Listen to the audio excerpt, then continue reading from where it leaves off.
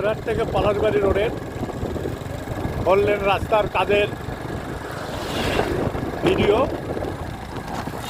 এইদিকে কাজটা তুলনামূলকভাবে কম হয়ে গেছে। এডিবির অর্থায়নে শাসক কর্তৃক হাটিগুরমূল থেকে রংপুর পর্যন্ত 190 কিলোমিটার যে 4 লেন রাস্তার কাজ চলতেছে, তারই অংশ বিশেষ আজ পরিদর্শনের জন্য আমরা আধা হুজুরকে সাথে নিয়ে চলে এসেছি।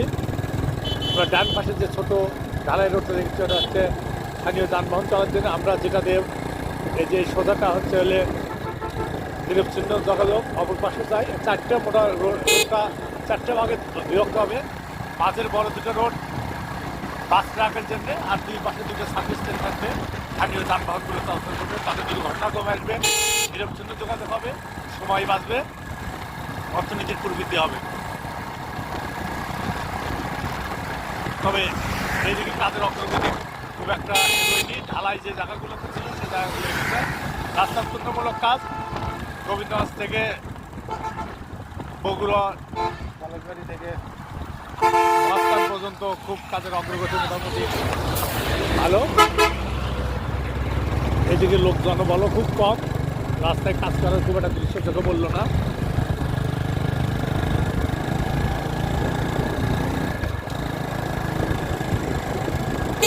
রাস্তাটা সম্পূর্ণ হয়ে গেলে অত্যন্ত দৃষ্টিনন্দন হবে বলে আশা করছি, এবং সময় বাঁচবে। খুব দ্রুত নিরবচ্ছিন্নভাবে নিরাপদে গন্তব্যস্থলে পৌঁছাতে হবে বলে আশা করছি। যে জায়গাগুলো ঢালাই নয়, সব বালু সে জায়গাগুলোতে এখন ভরপুর।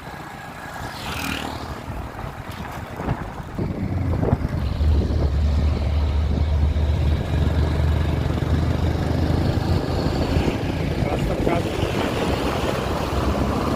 চলমান, তবে ধুলোয় ভরপুর।